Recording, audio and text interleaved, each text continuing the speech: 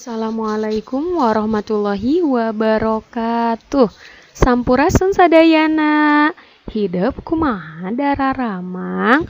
Mugia urang sadaya aya dina panangtayungan Allah Subhanahu wa ta'ala-nya.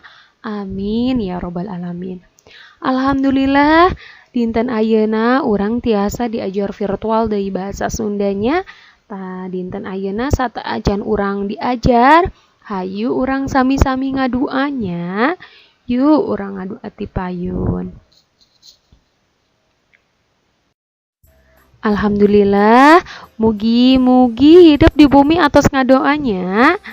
Dinten ayeuna urang teh atos lebet ka semester 2. Dina semester 2 aya 4 pangajaran anu bakal urang sami-sami diajar.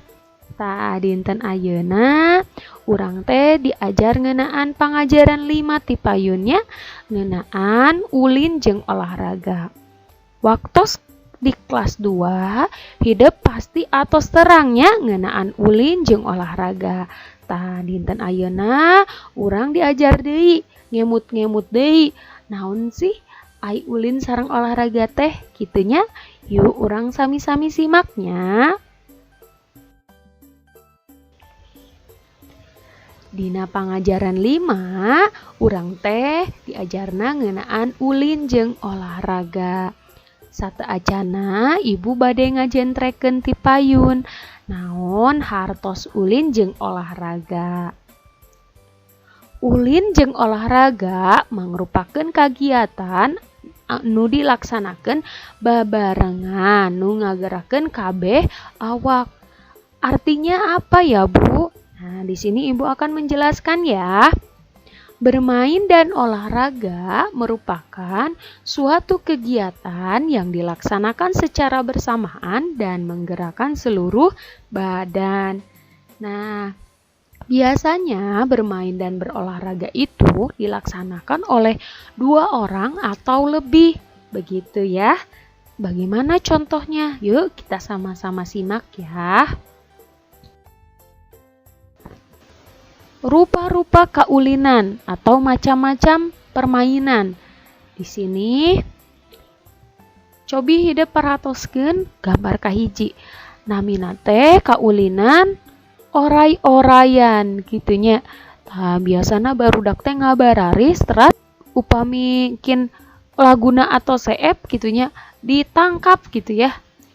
Aya anu ditangkap, mungkin janten anu ucingna gitunya. Terus aya oge ngadu kaleci.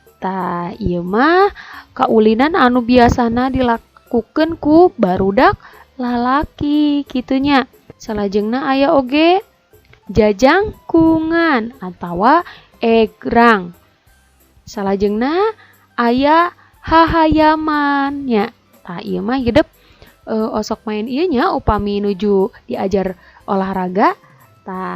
Ieu mah dilakukeun teh ku barudak awe sareng barudak lalaki tiasa sasarengan gitunya.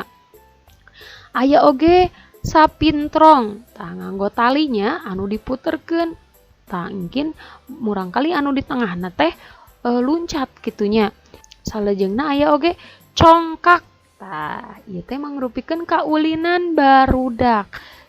Urang cobi tinggal deui nya rupa-rupa kaulinan naon wae nu aya nu sanesna gitu. Aya ieu teh namina kaulinan bebentengan atawa galah asin nya. Terus aya oge jejengkolan. Ieu nya jejengkolan. Aya oge kaulinan anu sanes sapertos sondah, terus aya deui bebedilan atawa peperangan, ngadulang layangan, terus aya beklen, galah asin sareng luncat tali gitunya. Kaulinan pikeun barudak aya nama kawilang loba rupana. Nyaeta aya kaulinan anu dilakukeun ku barudak awewe, barudak lalaki atawa barudak awewe jeung lalaki. Permainan sekarang itu banyak bentuknya atau banyak macamnya. Nah, ada yang dilakukan oleh perempuan saja atau laki-laki saja, dan ada juga yang laki-laki dan perempuan disatukan, ada ya permainannya seperti itu. Salian ti eta kaulinan barudak oge aya dua rupa. Nah, aya kaulinan anu ngagunakeun kakawihan jeung aya kaulinan anu teu make kakawihan. Jadi ada dua macam permainan. Ada permainan yang menggunakan lagu dan ada permainan yang tidak menggunakan lagu. Nah, kita simak ya contoh tina kaulinan anu ngagunakeun kakawihan. Kakawihana sapertos kumaha? Yuk urang sami-sami simaknya. Salah sahiji kaulinan anu ngagunakeun kakawihan atau ngagunakeun lagu teh nyaeta kaulinan oray-orayan kitunya. Tah cobi hidup peratoskeun lirikna. Di dieu teh aya oray-orayan luar leor mapai sawah saurna teh kitunya. Tah ieu teh biasana dilagukeun, dinyanyikeun sapertos kumaha Bu dinyanyikeunna sareng dikawihkeunna. Tah Ibu bade masihan videona.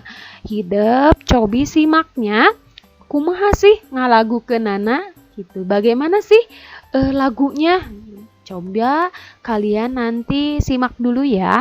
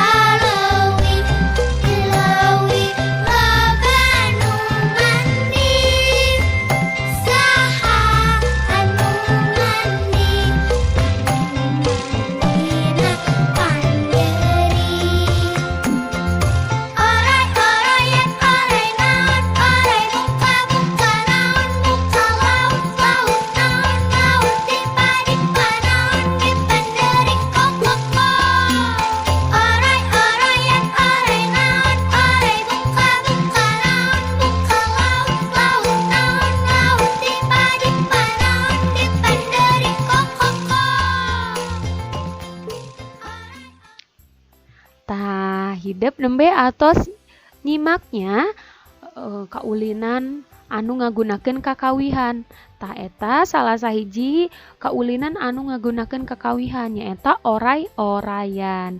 Tah hideep ayeuna mah atos terangnya aya oge kaulinan anu sanes anu biasana ngagunakeun kakawihan atawa lagu.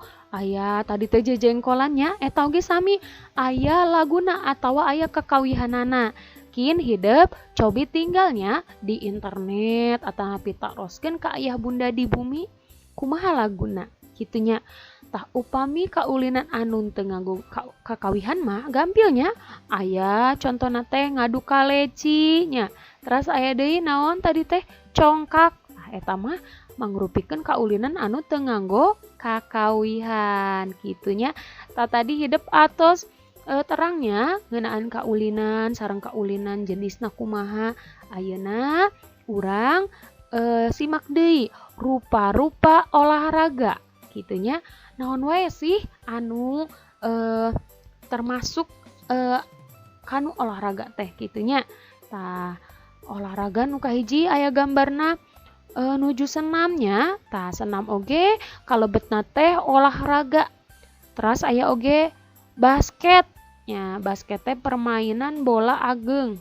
Terus aya oge main bal atawa sepak bola.